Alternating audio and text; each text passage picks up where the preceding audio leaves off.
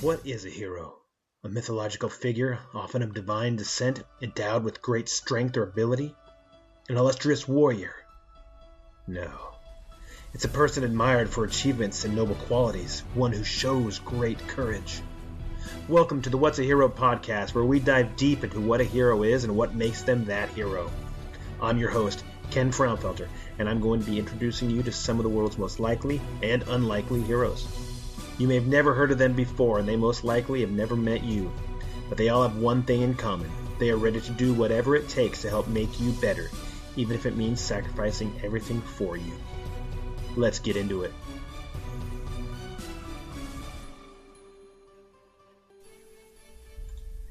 Hello, hello, hello. Welcome to episode 11 of the What's a Hero podcast. I am Ken Frownfelter. Look, we all go through life working towards something, be it search for fame or wealth or belonging, relationships, a specific goal, whatever. Some of us just go through life watching others pass us by as they succeed in their goals, and we resent them for what they're doing to us. The problem is, they're not doing anything to you. It's you who's doing nothing. Think about it. If someone is reaching their goal and you are not, and you look bad for it, is it really them making you look bad? A lot of times we are upset or jealous or whatever, mostly because we put ourselves in their race. Most of the time we are not even in their race. We end up being like those seagulls in Finding Dory, screaming, "Mine, mine, mine." Guess what? No, it's not yours. It's theirs. Those other people are working for it. Those other people are sacrificing for it. Those other people are reaching their goals. We look at social media and see people doing things, and we suddenly begin to put ourselves there and try to keep up with the Joneses. But all along, we need to consider what they are doing has nothing to do with us. We can let it motivate us, encourage us, and we can be happy and cheer them on, but we cannot ever let it make us feel negative because other people are succeeding in life. If you are upset about it, you need to look at yourself. Your race is your race. The majority of the time, nobody is thinking about you when they are chasing their goal anyway. How often do you think about others when you are working towards a goal of your own? Do you think, I am so going to make that one person look so bad? No, right? Do you think they're doing that about you? Probably not. If you focus on serving others, not for anything you might get out of it, but because your integrity is driving you, you will know what I mean. If you spend your time doing things for others and doing things in general, just so you can make more money, get more followers, build up your ego, you will lose that desire as soon as hardships rear their ugly head. But if you serve others and work towards others, or work towards your goals because you chose to discipline yourself and to do them because they are the right thing to do, because you want to see others succeed, then you will be renewed every time you succeed. But when you don't succeed and hardships rise, you will still be able to persevere. It's kind of a little thought that I've been having recently in regards to how life goes and how we can't consider other people when we're chasing our goals. We're chasing our goals. We're doing what we want to do because we want to do it. So we have to consider that why we're doing what we're doing. And that's the big question and that's the big thing, is you have to think about the why. Why are you doing whatever it is you're doing? If you are working for somebody else and they're telling you to do something, don't you want to know the why? A lot of times they say, hey, we have a new rule here or whatever. And then you start looking at it and think, well, why are we doing that? Why are we doing it that way? Why is always the big question. You don't care about how. You can do the how if you know the why. You don't care about the when and the who and the what and all that different stuff as long as you know the why. If you know the why and it aligns with what you want to see the mission succeed or you want to see the goal attained, you're going to look at the why. The same thing with your life. Why are you doing what you're doing? Consider that while you're going forward and doing those things, which is a lot of times, or a lot of the reasons this podcast has started. I want to know the why of people. I want to know why they go out and do it. That's why it's What's a Hero? What is a hero? That hero is there for a reason, and they do what they do for a specific reason. So then I ask the question, why do you do that? Now, I asked it in certain different ways by saying, okay, how did you become this, and why did you go here, and all this different stuff. But ultimately, it always comes back to the why. Why are we going back to being who we are? So what is that hero, right? So today, I have another hero with us, and they are not in law enforcement. They are not a firefighter. They are not a chaplain. They were not a military veteran, but they do something else. They still serve other people, and they still make sure that other people can go and live their life. And those of you that listen to us because of it's law enforcement or whatever, you know, by every time you go and deal with these types of people, you know that the value that they will add to your life and the knowledge, knowing that they're there, makes all the difference. So today I'm actually talking with a real live registered nurse. Not like there's a whole bunch and you've never seen them before or anything like that. We've probably talked to a whole bunch before in our lives and we didn't even know it because they're regular people. Same thing with any other hero. But today I'm talking with a friend of mine who is a registered nurse and has been doing that for a number of years. And they decided to come on the podcast today because, like everybody else, they don't believe that they're a hero. They don't think they do anything that is grand or open or bigger than what they are. They think they're just doing a job because they're serving people and they want to make sure other people are well because they have the ability to do that. So I want to thank Jennifer for coming on the show. How are you doing today? Doing good. Good. So tell us a little bit about yourself, Jennifer. All That's right. good. Perfect. So anyways, just kidding. Go ahead. What do you want to know? So that's okay. That's all we need to know. Jennifer's open book. So if you guys haven't asked the question, if you're sitting in your car right now driving to work, or if you're sitting on a train and you're going to work, or you're working out or something right now, and you're like, oh, I want to know XYZ. We don't know what it is because you haven't asked the question yet. So ask the question. We can always get that answered. But in the meantime, I'll just answer the basic questions that I have for you. And who is Jennifer, the registered nurse? That's not something that we think about, or you think about yourself as being, right? Not, typically. I mean, it's a profession, I guess, Right. Above that, I'm, a wife and a mom and, believer of Jesus. And so I do a number of other things outside of my profession, but I've been a nurse for 12 years now. So done nursing in different areas and different capacities. So, nurses have a lot of different areas that they can go into, which is kind of the benefit of being a nurse. You can do one area for a little while, and then if you want to try something different, there's, it's all a little bit different. So right. There's different things that you can do. And it's all one way or another, whether you're working in the ER or you're working in the NICU or you're working something right. like that. And yeah, they all have their specialties and they have different things that they're good at in different areas. Obviously an ER nurse is going to be more experienced in different areas than, another nurse that works with babies, right. And they're going to be better with babies. And do you get to do a lot of that? Like you get to kind of go into those things and see which one you can pick which one you want. Like starting out in nursing school, they typically have you do clinicals in different areas. That way you get a good idea and you get to take some time in each area and kind of get a feel for what you enjoy more. You figure out where your passion's going to be, and you're like, oh, hey, I can spend time here. I can do this. And sometimes you end up in areas you don't even expect that you're going to end up in. And then I guess there's a possibility that you enjoy that too. Mm-hmm. You're like, wow, I had no idea Definitely. This was going to be as cool or as interesting or fun or whatever as it could be. Well, that's awesome.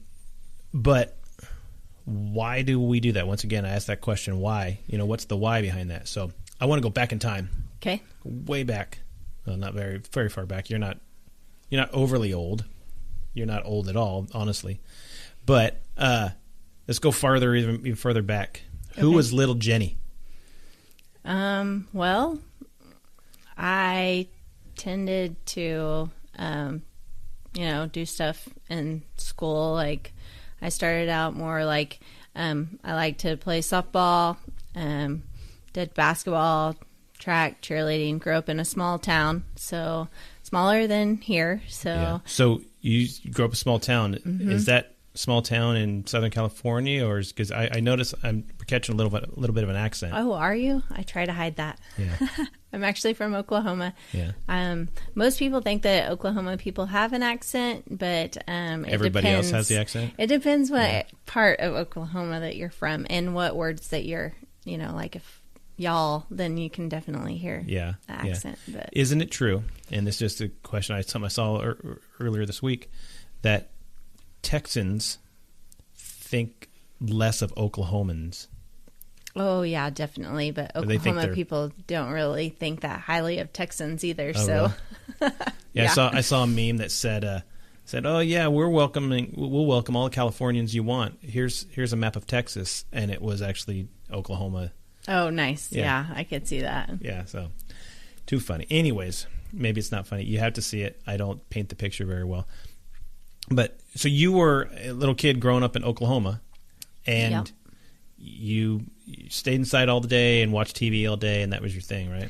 No, not really. Oh. I grew up in a neighborhood that was known for, kids, a good area, a group of kids. So a lot of people wanted to live in that area. It was kind of like a circular area where all the roads kind of went together.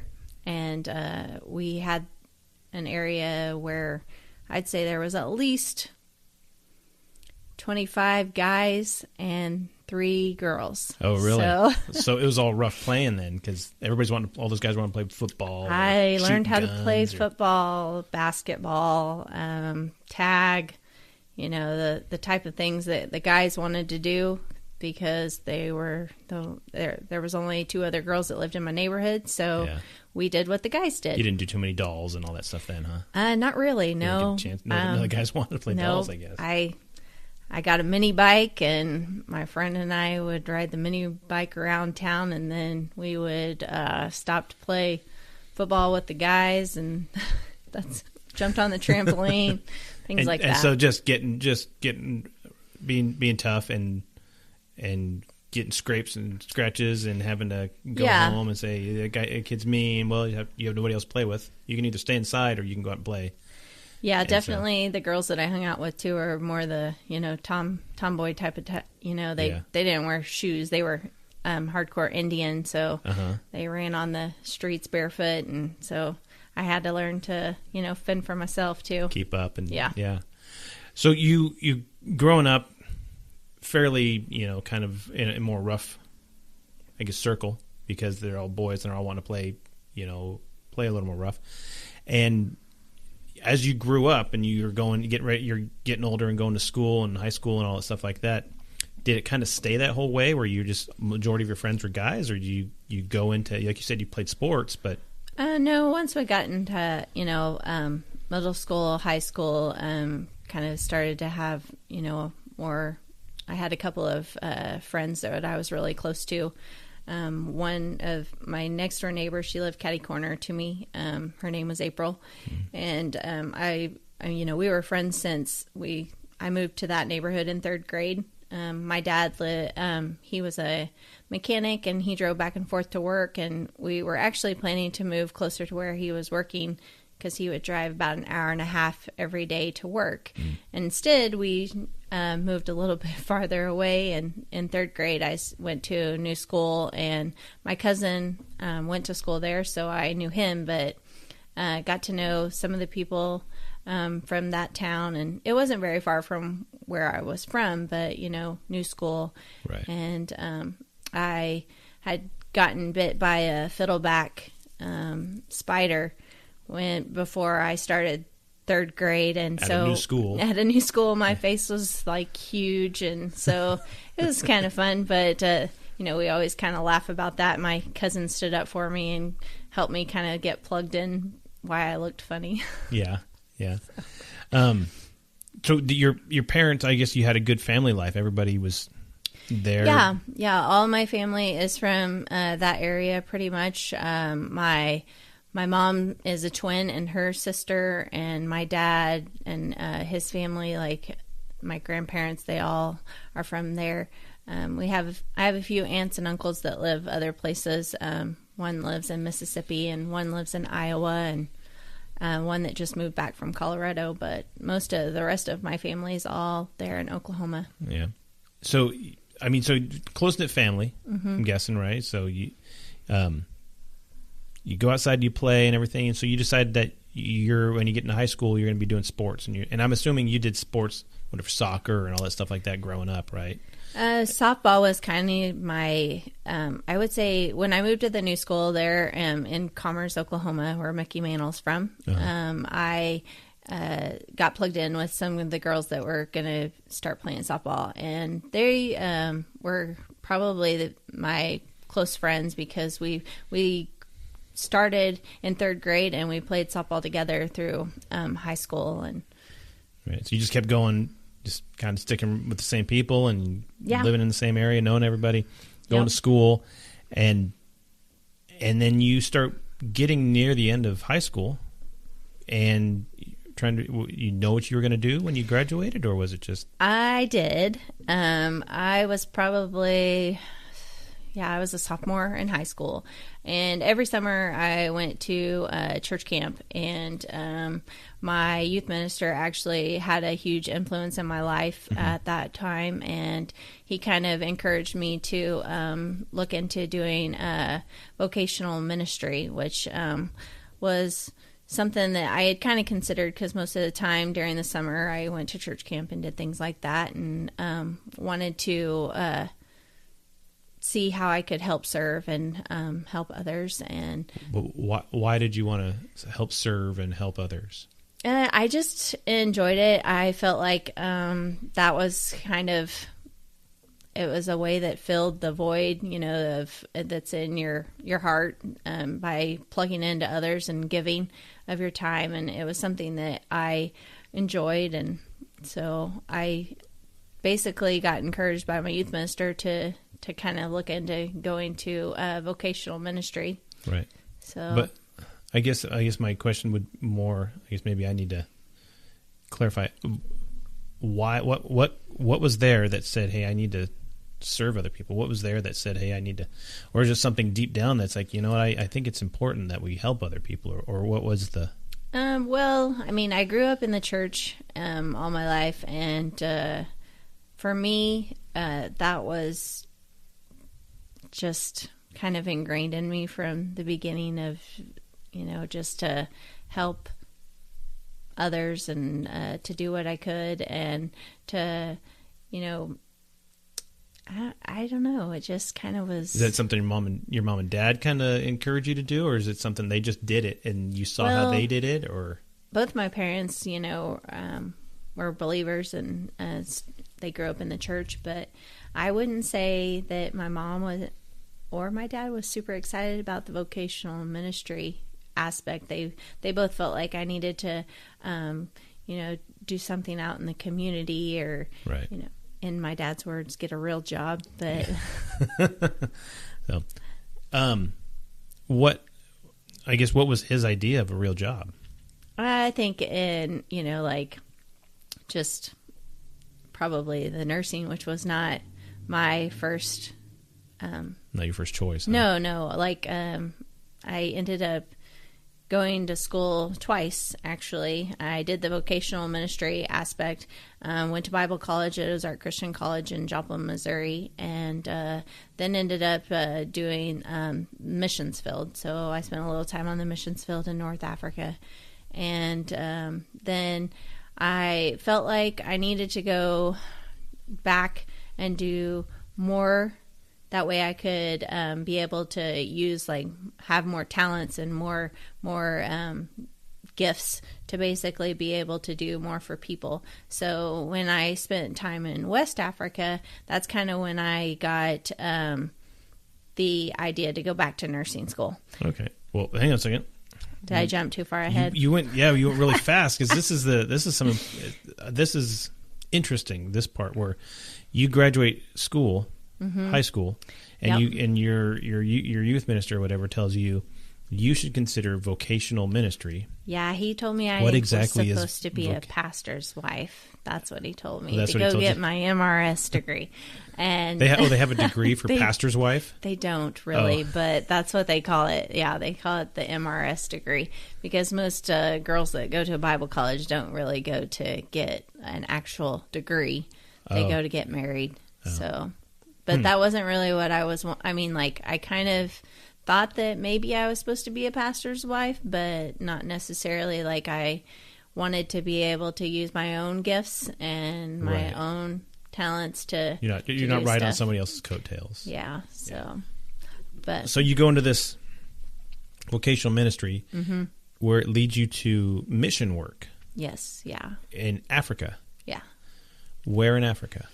I can't say, but because I still have people that are over there, and for their safety, I'm not able to. Absolutely, I think that's cool. But you're in Africa, and Yeah. what were you doing over there? While I was in college, I went on a basically a summer, like 3-month trip where we went to West Africa. We went to I can tell this one, but they Go a went little closer to the mic there. Burkina Faso, Niger, and we also went to Ghana. We started out in Ghana and kind of did like a trip. Basically, we went kind of trying to decide where we were going to go live and where we were going to go help people.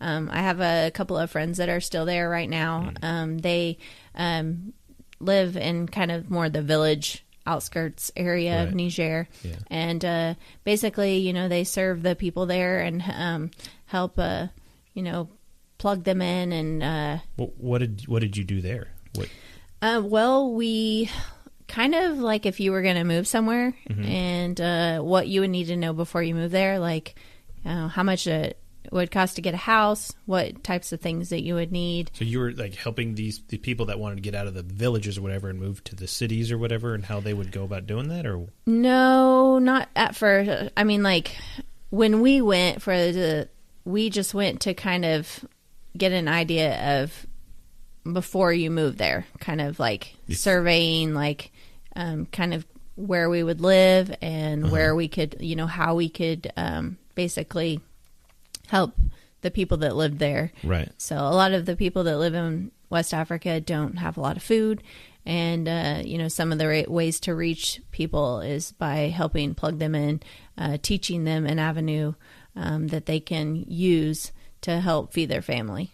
Oh, because I guess they have basic knowledge, right? But they don't have education. Maybe Most of them know. Maybe some of them be illiterate, or they don't have any kind of usable, Right. bankable skills. Yeah. And, you know, like building wells and, you know, providing, you know, water, basic needs for people that we don't think about here. Right. So, Yeah, and when we sit there and we think about, you know, the struggles that they go through, we see it on TV, or, you know, back in the 80s when we had We Are the World and we're thinking about that sort of stuff. You don't consider that is still going on today, and yeah. people are still just struggling to live in those.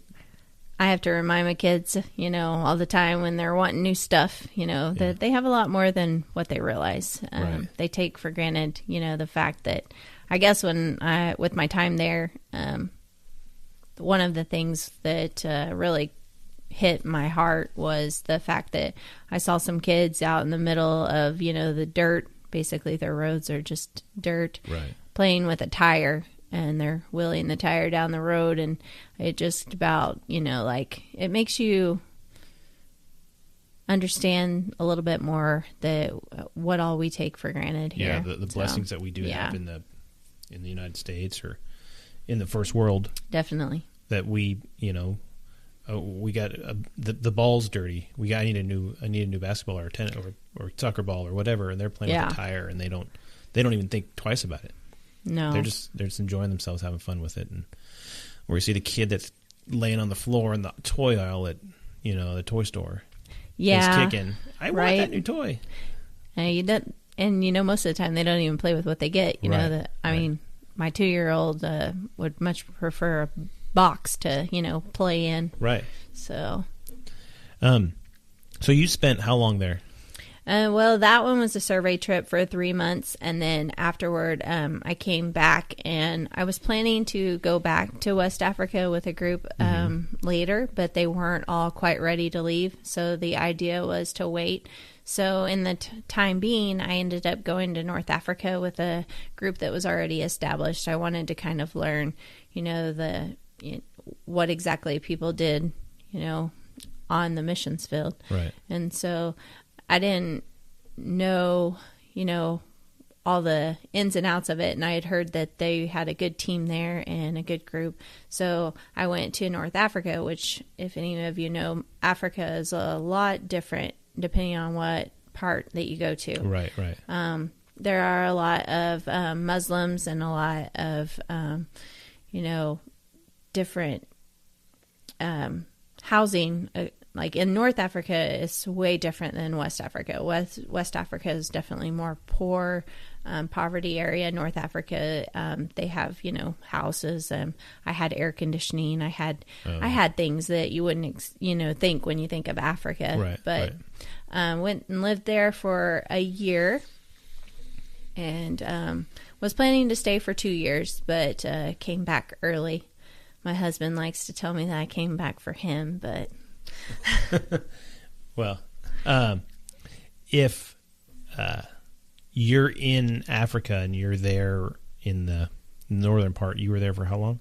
A year. Mm-hmm. And then you came back to the States at that point? Yeah, that's when I decided that I wanted to do nursing. So I came back to get my nursing degree. What made you decide that? Just thinking, I don't want to be traveling all the time and in a different place, or I want to. Well, in North Africa, women are not as free to do what they are here in the States. So I know if you know anything about Muslims, a lot of the women they have their heads covered and right. they aren't able to go out and about. So after a certain time at night there, I wasn't able to go out and do anything by myself. I had to have either another person with me, or I had to have one of the guys from our team take me back home just for my safety. Mm-hmm. So I realized pretty quickly that I could do probably more here in the States,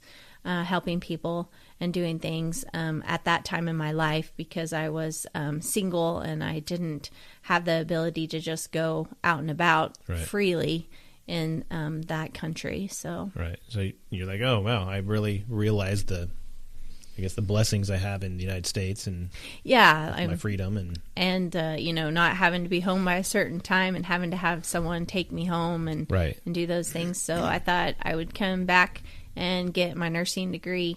That way I could be able to help people, especially like the ones in West Africa. I wanted to do like medical missions and stuff like right. that. So was it always the idea that I think I want to be a nurse? No, I didn't have that until after I went to the missions field. I never really saw myself as being a nurse growing up. What'd you see yourself being? I just knew that I wanted to help people. Yeah. I, felt like, honestly, the nursing thing came later, and because you can help people being a mechanic or whatever. That's or true. You can help people being a plumber or whatever. You can. But is the medical field something that kind of said, hey, that really appeals to me, because I realize I might be able to take this and go back to Africa, or I might be able to take this somewhere else? Yeah, initially that was why I wanted to do it, was to go back to Africa. I wanted to be able to help the like the little black kids that have the big bellies and stuff that you see on the food. Right. That's and where my heart thought was. Back when you're developing, you've seen the commercials and stuff, that you said, I want to help that. I hate seeing that. It made me cry every time. Yeah. So like anytime I saw some of the kids that needed help, and the ones that didn't have, I thought about the lines of kids that we had at our medical missions outreach type things. We'd have just kids lined out the door and down this dirt road there just to get basic things like deworming medication. I mean, you don't think about that, but in Africa, that's a big deal. Kids end up with, worms and things like that. So because the water and the food is not at a clean standard, right? Yeah, and so just going back to do that was my initial the reason why I wanted to be a nurse. Yeah. So you come back to the United States, and you said it did it just for your husband. Yeah, well, we weren't together at the time, but he likes to tell me that I came back for him because I was planning to go back to Africa and then ended up staying here in the States. So it just goes to show you don't always know exactly what, you have planned for your life may not be the right route for you. Right. So I ended up doing nursing school for 2 years at a community college in Oklahoma. And then the nice thing about nursing is that you can use it almost anywhere. So I've done several different areas. After graduating, I actually used my nursing degree to put my husband back through college again. So we were able to live off of my income, which was nice at the time. So I started out in what's called a medical, like a med-surg floor. Right. Basically, it's a general, like anyone that has like a surgery or anything medical, like, pneumonia or it would be a mix of both medical and surgery patients. Oh, okay. Now, I used to watch ER, right? And, you'd see everybody does a rotate, at least the doctors, they do a rotation in the ER, and they've got to go figure out what specialty or whatever they're going to go do. Yeah. Is that the same thing for nurses, or? Starting out in nursing school, yeah. My very first clinical rotation was actually in ER. Loved it. Absolutely loved it. But I like the high pace, like kind of like the intensity of that. So I was planning on doing like the ER route, and then they switched me to an OB rotation, which is a bunch of pregnant moms and babies, and I was like, I don't know about that. And then my nursing instructor was like, you're really good at this, like, and I was like, really? Like, this isn't even where I was even considering. So and so I really enjoyed the postpartum side of it. They have different aspects, so you can do nursery with the babies. You can do like helping with the delivery part, depending on if you're in a bigger hospital. Right. And then you can also do the aftercare side of it. And I kind of liked that during my clinical rotation. We do psych rotations as well. So we did some time on like geriatric psych floor. And I started out as a CNA, and I worked geriatric psych to begin with. Now, what is a difference? Because you get all these initials after your name. Right. So the CNA is more of someone that does the hands-on type of stuff. So a lot of people told me if you want to be a good nurse, you need to learn how to do the dirty work too. So CNAs are very, very important. They help do the bathing. They help do the changing. They take. And these are adults, not little kids that you're talking about. Yeah. And I mean, like they do the dirty work, so it's good to know how to do all that, though, because you don't want to take advantage of the people that are helping you do your job. Right. So, right. What does CNA stand for? A certified nurse assistant. Okay, and so then you had to go through that. You had to go through at least a rotation of doing that, right? Well, you don't have to as a nurse, okay. But I did because I felt like it was important to know how to do that, to be a better nurse. So to know, I guess, to know what the foundation of what it is you're doing, what else is going on, what the other people around you that you're working with, what they're doing. Exactly, yeah. Because can't always depend on somebody to do it. You need to know how to do it yourself as well. So you go through, you do your CNA portion, and you're going through you have your nurse. My RN. Your RN, your nurse degree or whatever, right? Yeah. And now I know that you can do, if I'm you correct me if I'm wrong, but you can have an associate's degree in it or a bachelor's degree in it. Correct. Right? I just have an associate's. Okay. Because I had already gone to, I went to Bible college for 4 years.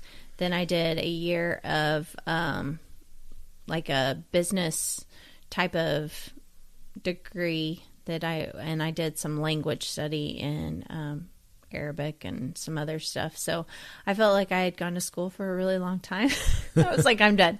I just wanted to do the 2-year associate degree. But I can always go back and do the bachelor's if right. Well, if you have time and you have work money around my and kids, yeah. inclination, got Yes. it. So you had Bible school, you had language skills, and then you have your nurse's degree, Yeah. and you are, I guess, you have all these different things, and you said, I'm just going to be a regular old nurse, and I guess I'm not going to work in the ER. Even though that's what you really enjoyed doing. Well, and part of that was based off of, it's hard to get a nursing job starting out as a new nurse that's not night shift.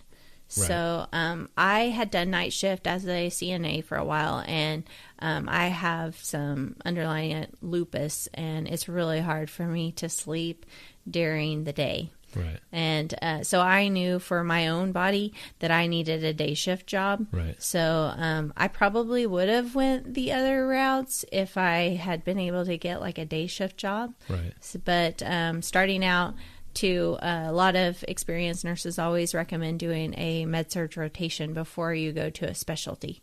Basically because you want to know how to deal with a little bit of everything. Yeah. And you use a lot more of your skills on a med-surg floor than you do, if you go to a specialty floor. Right. So you do that, and did you like it, not like it? Med-surg was the hardest job that I have ever worked. It could have been because I was a new nurse too. Right. But I remember the first 3 months thinking, what in the world did I decide to do this for? Because, it is very hard.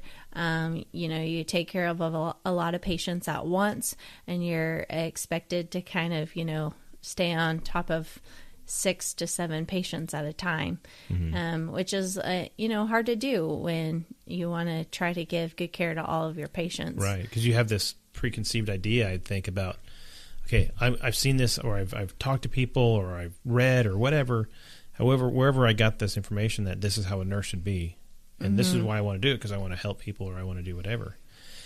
And then you start going into but I want to do this. Well, you can't do that. You've got to do these things here. We have a checklist that we have to do. There's state regulations or whatever. Right. And then you're like, well, but I want to be able to provide this care.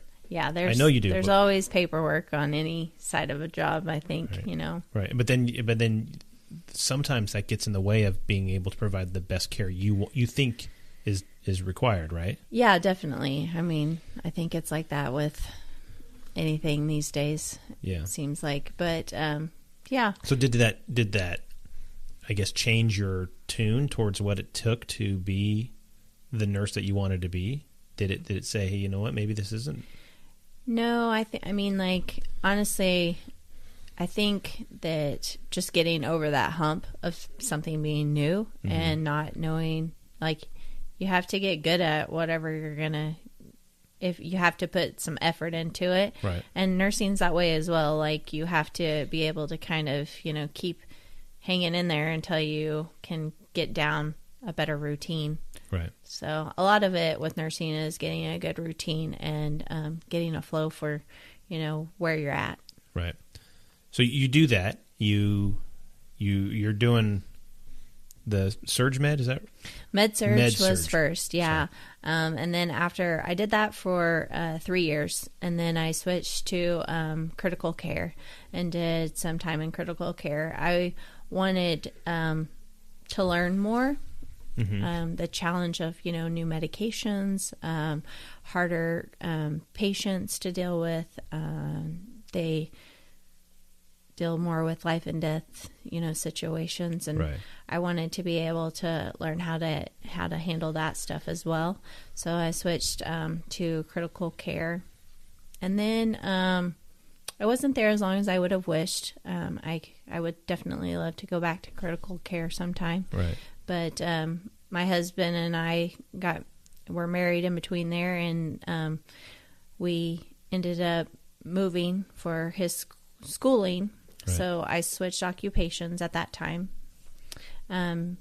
That is one of the things with being a nurse. You can, go where you're needed, and you have a job typically wherever you move. So. Right. Yeah. I guess that's one of the big things is it's huge. Everybody's always needing nurses, but they sometimes need the specialty nurses, right? Mm-hmm, yeah. And you may not be able to do that. Can you easily slip into that and say, well, I'm willing to learn that? Yeah, definitely. I think every nurse is a little different. Some nurses, they go into it, this is all they want to do. They, feel called to a certain area. But I think for me, it's just more learning, where I'm at. So after that, I went to a year of more of what they would call,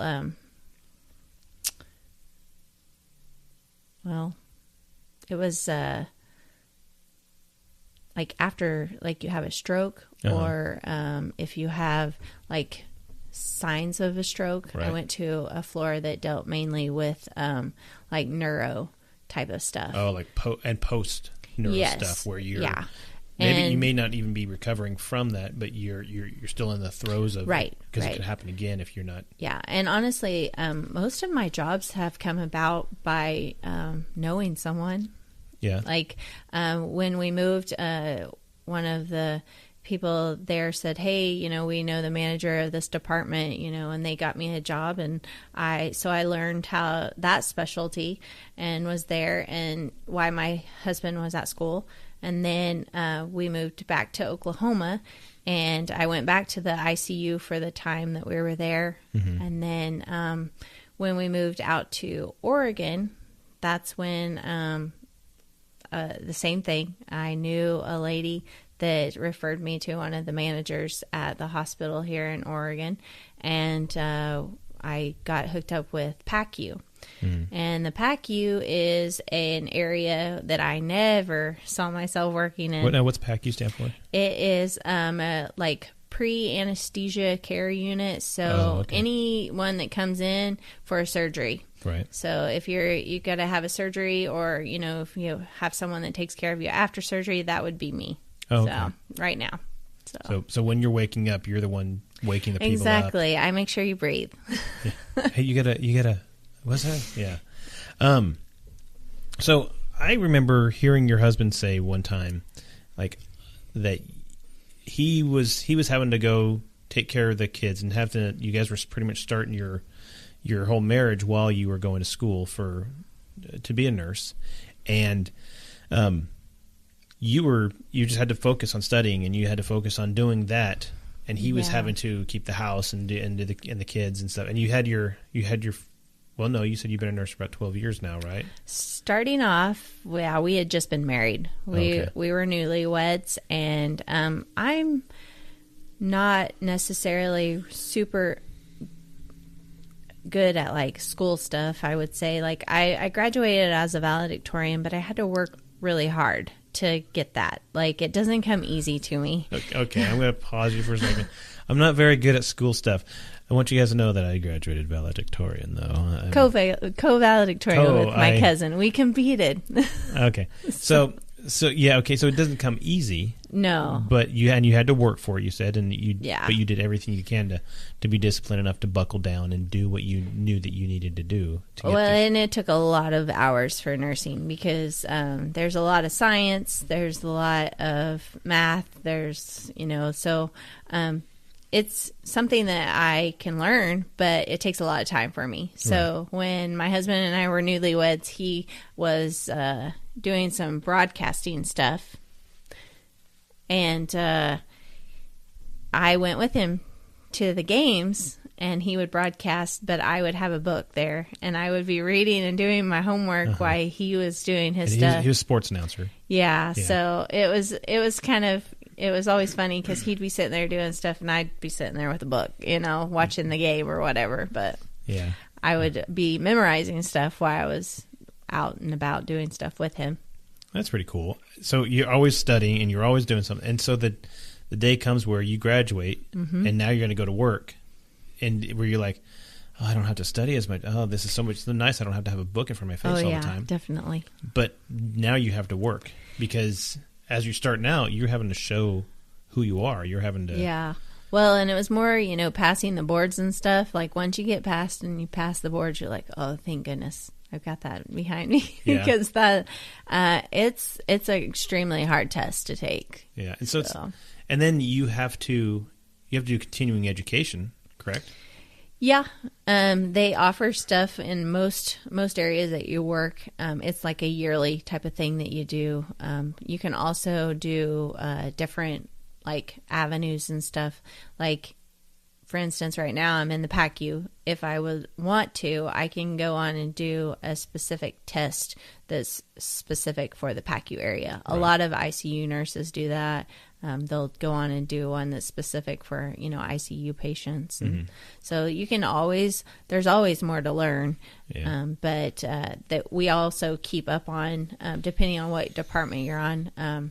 They have what's called ACLS, which is like advanced life saving skills. And then also PALS and stuff, which comes with PEDS and stuff. So if you're doing all that work and then you have all these tests that you have to take, and what was the motivation to, I got to do this? Or did you already say, I've gotten the loans, I need to at least do something for these loans? Or, because there's contradictions, and I'm not saying negative things, but there's contradictions between you saying, I'm not very overly studious, so it took me a lot of discipline and hard work to get to this stuff.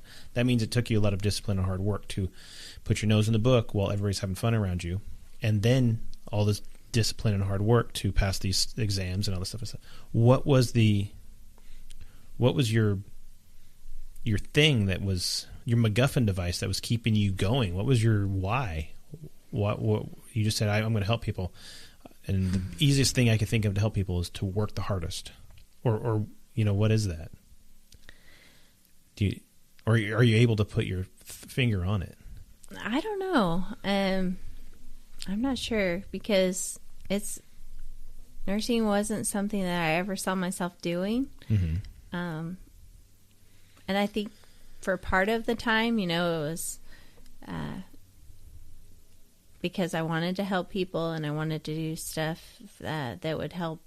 And then when it comes down to a little bit, it's partly to life and being able to provide for our family. And, while my husband was in school, it was a great way to be able to do what I like to do and help people and provide for our family. So what were you said it wasn't necessarily what you were seeing yourself doing. What were you seeing yourself doing? Were you just wanting to be a housewife, or you wanting to, because I can't see you being that. I can't, you just, I sit home and I wait for him to come home from work. Yeah. I don't see that. Well, I don't know. I don't think I ever really, I think that was something that always frustrated my mom and my sisters, because from the very beginning growing up, my sister knew exactly what she wanted to do. She wanted to be a school teacher, you know, and she never understood why I couldn't put my finger on exactly what I wanted to do. But I think that the reason why I never could actually put my finger on it is because I like to do so many different things. Right. I, love to be around people, and I love to go to camp, and I love to, help out where I could. And so I think that for me, nursing was just one of the areas that opened up and made those things available. Those things made you able to go do those things that you wanted to go do. Yeah. So, and that's cool. And that's not something that you think about all too often. People say, well, I had this in mind, or I had nothing in mind. And so then they go do nothing. Instead, in your case, you had nothing in mind, and you said, I'm going to go do something really hard because I have nothing else to do. I mean, if you want to break it down, that's one way of looking at it. But you do all these things. You go to Bible college, and you're not necessarily using that as being a nurse. I guess the baseline, the foundation of what Bible college is. But as far as no, I don't use any of my Bible college stuff with my nursing, but I think that, some of the stuff that you learn at Bible college, learning how to love others and, put others above yourself, I think comes down to one of the key aspects of what, nurses have to typically put their patient in front of themselves. Right. So. Right. And I guess there's that side of it. And I've mentioned it before on here.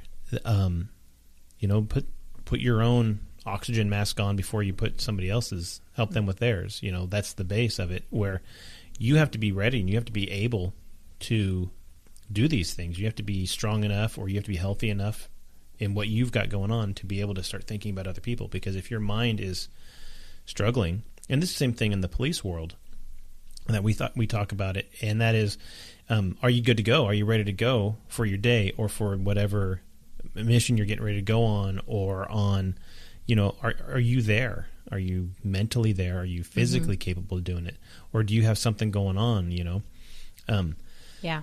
Where your mind is not there because you're thinking about, my husband and I, or in my case, my wife and I, we just had an argument, or we're not agreeing on this sort of thing. And now you're focusing on those things and you can't provide the best care or the best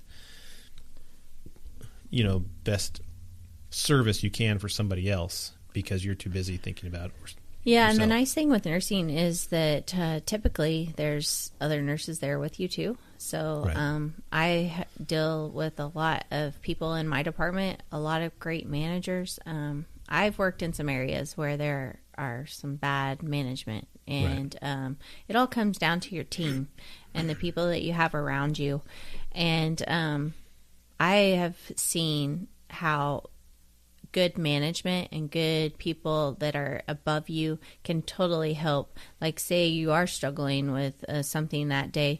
I mean, my manager, my person that's above me, my charge nurse, she could tell if there was something wrong, and it was, her gift to help us all come together and be able to get where we needed for our patients. Right. So if you needed some time for a second to get your head back together, then she gave you that time. Especially if you're, I guess, in your case, you're dealing with a patient who's doing well, you just had a conversation with, or you're joking and blah, blah, blah, and then you come in your next shift and they passed away or something out of some complication or something that they didn't know, or something bad happened. How that totally messes. You can't necessarily go into, let me just work on the next person. It's not that easy. That definitely happens a lot in the critical care area. They can change overnight, within a few minutes. So having people that are around you that you can talk to and kind of be able to debrief with is and they have important. a knowledge of something that because they've gone through something similar, or they can put themselves in your shoes. Yeah. And I just had this conversation on my last podcast with one of our police chaplains, Steve Berman, and he was talking about the same thing. Is there's that debrief that we have to do, and we actually physically do a debrief. We get everybody from a critical incident, and we talk about the thing chronologically and who had what part, and then we go into where we go from there. But it's the same thing on you guys. You guys have that. If there's an issue, you have that opportunity to take time off or debrief it and just get that off your chest. As far as definitely, I'm a lot more with the ER nurses and people because they see a lot more trauma. So, in my first hospital that I worked at in Oklahoma, there was a instance where one of the nurses' son, had passed away, and that impacted so many people that, you definitely have to take that time, that debriefing, and you have to, do the one-on-one with each individual person, because it was not only a kid, but someone that impacted the whole area. Right. Think about it. It's, you're a mom. If you're not, and you always say, okay, well, I'm going to put my kids first. But if you're not capable, what if you're sick that day? You still put your kids first. But what if you can't get up out of bed? Your kids are going to go without it because you can't get up, or you can't do something because of your negligence or some poor choice you made for whatever reason. Now you're injured, or you're hurt, or you're sick, or whatever the case is. You can't take care of your kids. That important thing that you took care of yourself first, so you can take care of others is a huge. Yeah. Huge thing. That's definitely important to always take care of yourself and make sure that you're, ready to go. Right. And so what do you do to kind of get out of those times where there's like a whatever heavy cloud, that fog?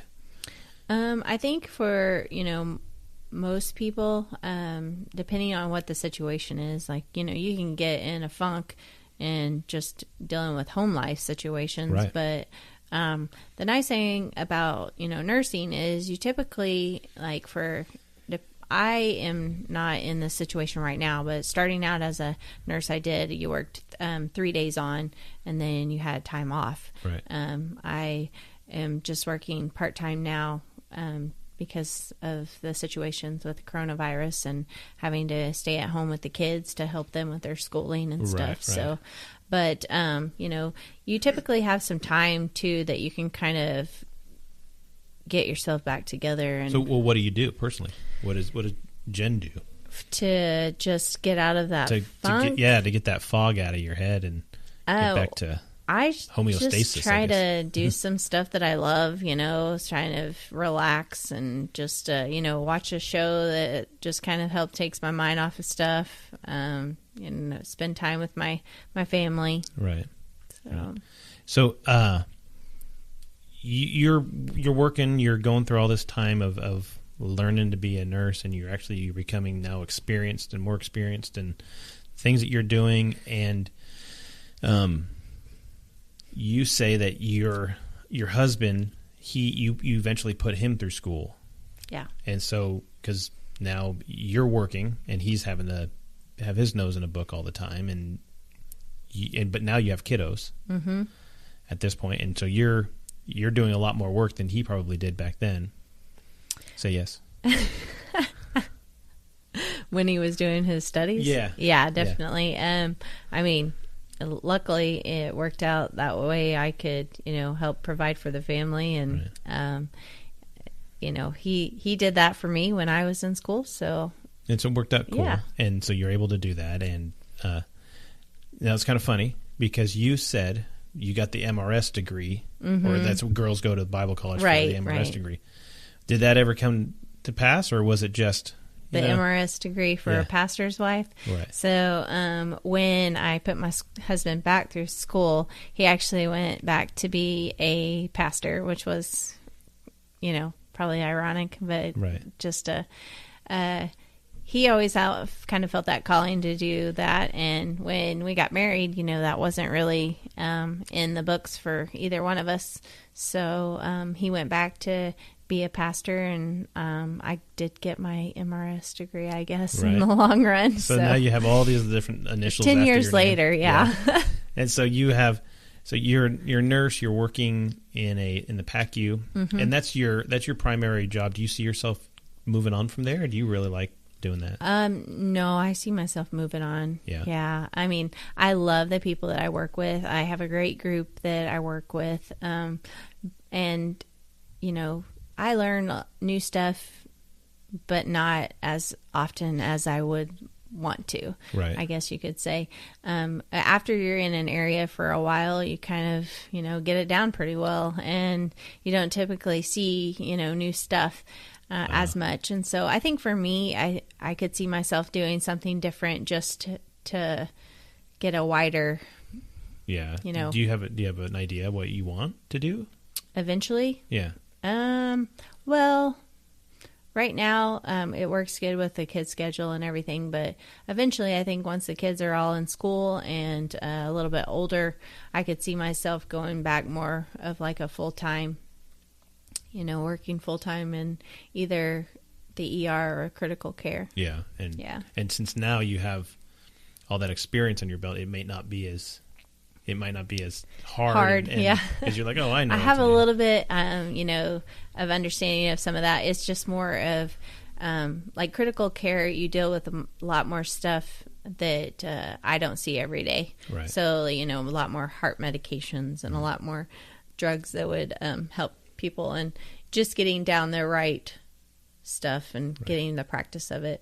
So the base thing is that you've said this a couple times, that you want to help people. Do you ever get to the point where you are helping people that either one, don't want to be helped, or you don't want to help these people anymore because you know what? You are a jackass. Or, I mean, because let's be honest, people are people. Yeah, definitely. And we look and we all know people. And that's when you tag and say, tag, you're it. And that's when you get your teammate in next, there. Yeah. The next nurse, you're like, okay, I've had my fair share. I can only be nice for so long. Right. And that's what makes it nice. You can, deal with someone. And a lot of times, you just have to be patient, too, with people because it's really hard when people come in and they don't want help and they are treating you awful.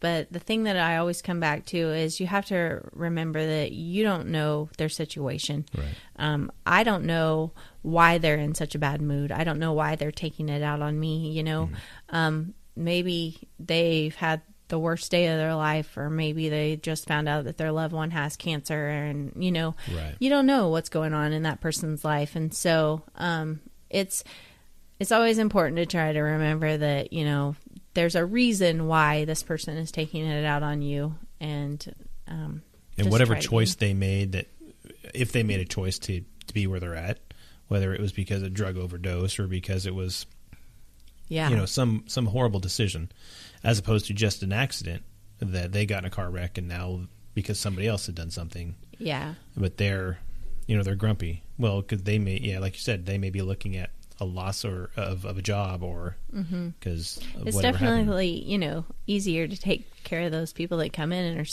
super grateful, and right.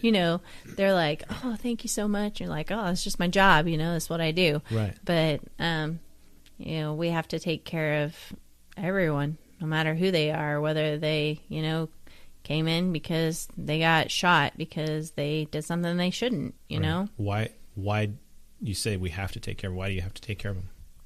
And not just because you took some oath. Yeah, well, that is primarily because we took an oath. There's got to be something more to it, because why did you take that oath? Why does Jen have to do that?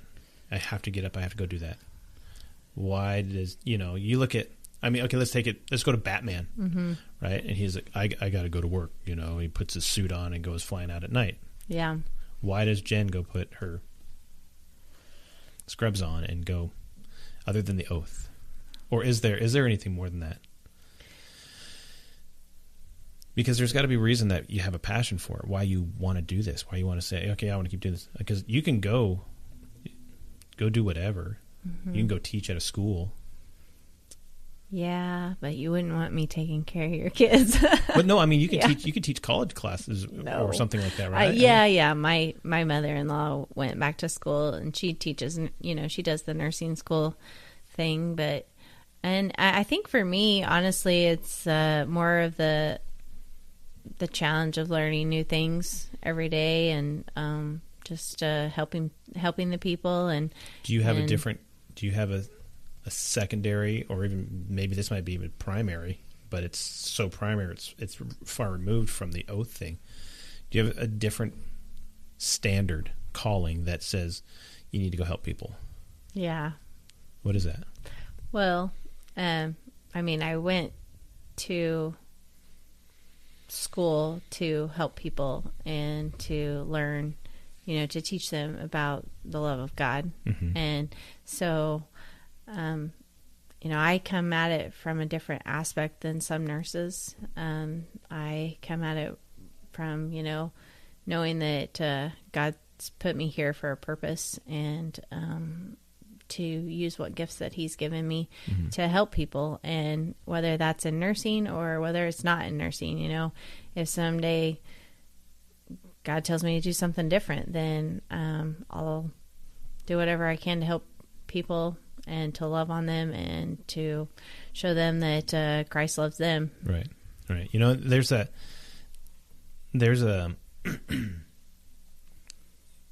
when a police officer goes through all the stuff that they go through to start out, and they have to go through all the testing and the interviews and all these different things, one of the questions that is fairly common is the, why do you want to do this?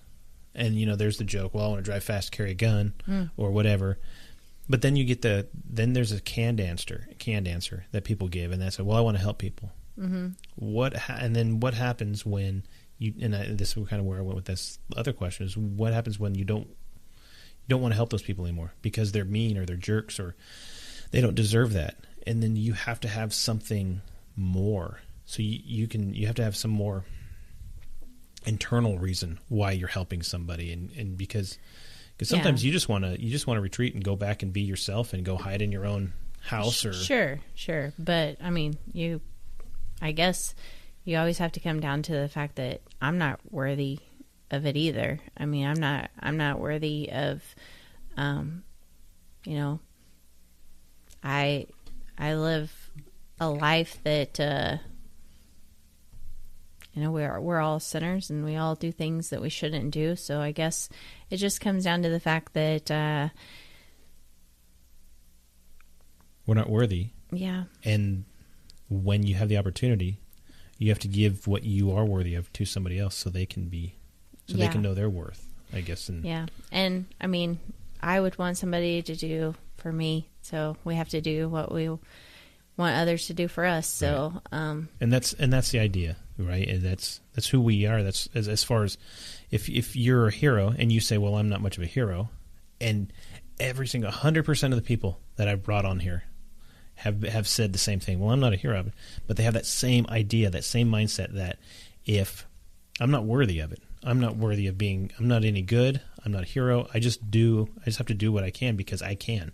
Yeah. Because and this also, I've said this before, if you don't do it, who's gonna, And I think it was even your husband that said, if everybody waits for somebody else to do it, if everybody on this planet waits for somebody else on the planet to do something, is anybody ever going to do it?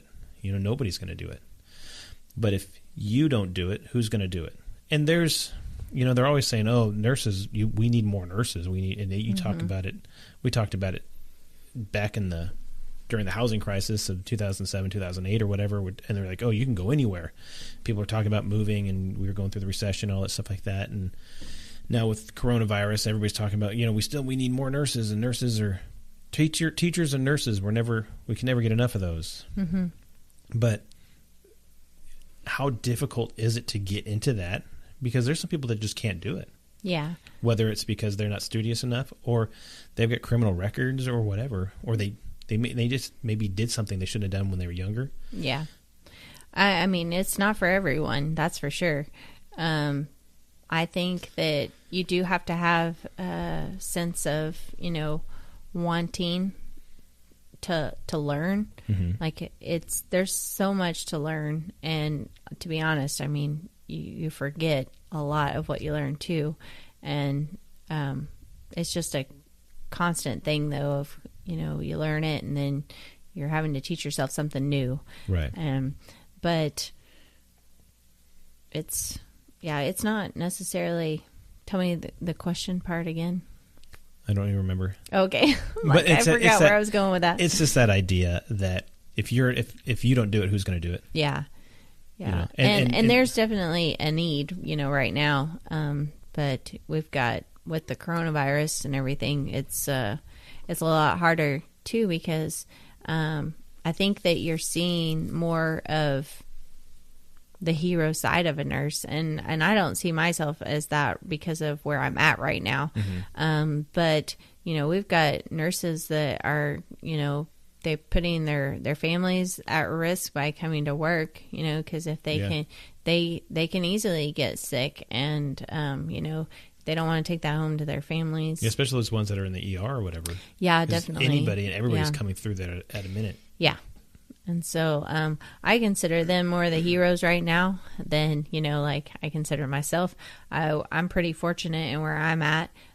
We don't see many people that have the COVID right now. Well, sure, but they don't have coronavirus. And, someday I would assume coronavirus is going to be gone, and maybe if somebody's listening to this in 2 or 3 years or whatever, they're like, hopefully. Yeah, I remember that stupid thing. And yeah, how dumb were we for, being so afraid or whatever.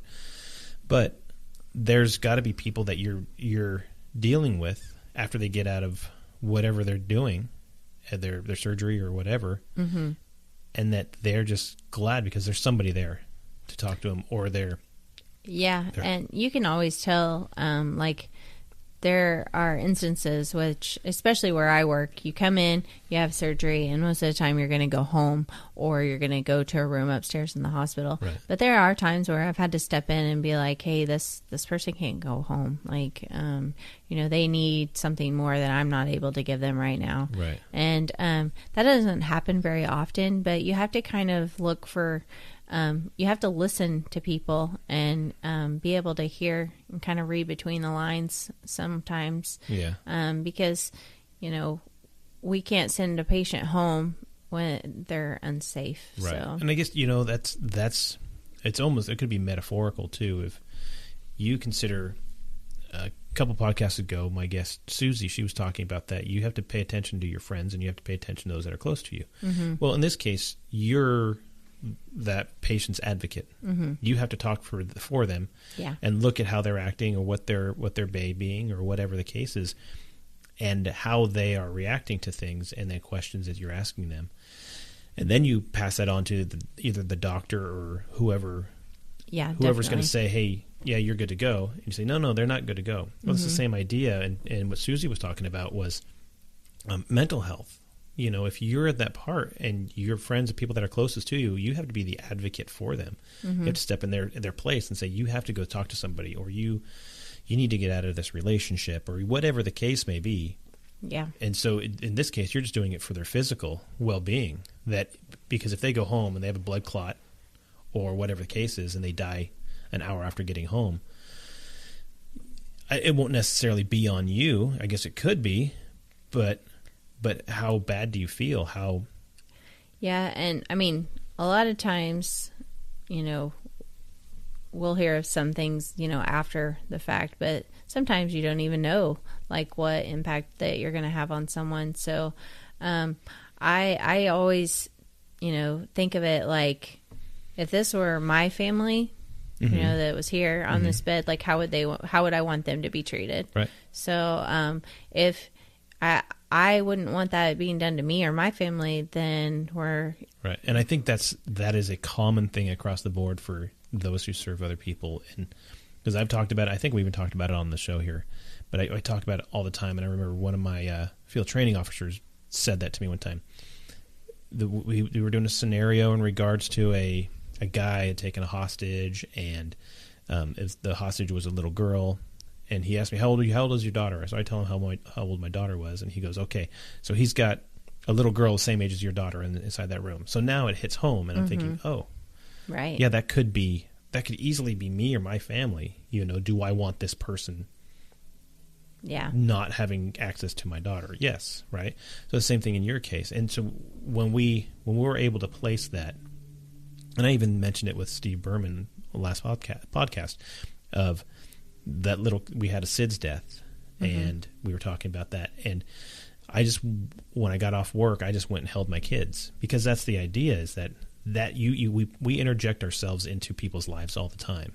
And that's how we deal with things, good, bad, or otherwise, and I think, you're right on where you say that you have to just consider other people as being yourself, and that's how you care more, and that's how you love more, and that's where the passion comes from, and just knowing that you're doing something right for other people, because that could easily be you at any time. So, okay, so I do have a question that I try to ask everybody, and unfortunately I forgot to ask Steve this on my last podcast. So you guys have to forgive me, but that just means I'm going to have to bring him on again at some point in the future. And he and I talked about it afterwards. But my question to you is, if you could go back after everything's said and done, and you're at your funeral, or everybody's at your funeral, you're not there, but if you can come back, and we'll give Jennifer 2 minutes to go do anything she wants to do, what would you say, and who would you say it to? Because let's say right now, bad accident happens, heaven forbid, and that unsaid thing that you can go back and say, if it wasn't for, or, pull somebody out. And I can't imagine anybody saying, you know what, I want to get one last dig on this person right here. But no, it's always somebody saying, you know what, I want to show some kind of gratitude, or I want to show some kind of, if you had those last 2 minutes to come back and say or do anything, what would it be? That's a hard question. I hope, that I won't need to fill in any gaps when I leave, but there's always things that need to be done. Mm-hmm. I think, just making sure that the people around me knew that I loved them, and that they're in good hands, and probably, I don't know. I've never really thought about. I guess just making sure that my kids and that my husband are okay, right, and that they know that I'm in a better place, and that they have a hope that I'll see them again, and that until then, that I love them. Yeah. Right now, would you have any regrets? Regrets in my life? Yeah. I mean, yeah, there's things that I wish I could have turned left instead of right, but I did, and things worked out okay. But that you're like, you know what? I should have done that, and I should have told this person before I didn't have the chance to, or... Yeah, I mean, there's always, those... Right now I'm reading a book on, it's like never being unfriended kind mm-hmm. of type of thing. And, it's always hard when you go and do different things in your life and you're not around the people that, we're talking about growing up, people that, played a big role in my life. I don't see all those people. I'm not able to talk to my friends like we once did. But mm-hmm. I think for me, definitely some of the times in my past of dealing with, a situation, a friend, and it didn't go out the way that kind of I hoped. I tried to resolve that, but there's always that sense of, it's always kind of there in how you deal with your future. Right. And, it's not always easy to move on past a situation. So I think for me, it's more of right now just getting to a place where you can trust people and, open up and be able to not think necessarily on the past regrets, but get past it. Yeah, and what you can benefit for other people. So what you can get back. And I think, everybody's different with how they deal with, their past regrets and things mm-hmm. like that. But for me, I think it would be more of just trying to do what I can now. Right. And so I guess that just shows that we have this one chance to do what's right and do what's good, and try to do the best that we can for other people and with other people, and because you never know what's going to happen, you never know how it's going to happen. So those people who want to spend it giving back to other people have that opportunity to go forward and continue living life and having the opportunities that you want to make sure that you have as well. It makes a big difference. So with that, I want to thank you so much for coming on. And we've been chit-chatting for, over an hour now. And a lot of times when I tell people the time frame, they're like, what the heck? We've been talking that long? I didn't think I had that much to say. But you do, and there's actually probably so much more that you can say that we just don't get into, a lot of times. And people talk about different things, and because nobody likes to talk about themselves. Everybody's, especially, and I've noticed as I'm talking to people and inviting them on the show and stuff, nobody wants to talk about themselves. Everybody's well, no, I'm not anything special. You are special. Everybody's special. Everybody has some gift, especially if you're giving and serving other people. So thank you so much for coming on. And it's been fun listening to your stories and where a missionary becomes a nurse, becomes I'm not going to become a pastor's wife, becomes a pastor's wife. that and that's kind of a cool thing, these little these peaks and valleys that we go through that make us who we are. So do you have any kind of final thoughts you want to kind of say or anything like that? she's pursing her lips and be like, nope, I don't have much of anything unless I can. No, I mean, I think that, God always gives us, things that we're good at, and he blesses us. And it's just finding out what your purpose is in life and trying to fulfill that in the best way that you can. Perfectly said. So what I'm going to do is I'm going to switch gears and kind of just let everybody know that, you can find the What's a Hero podcast on pretty much every social media site that you can think, all the big ones, Instagram, Twitter, LinkedIn, Facebook.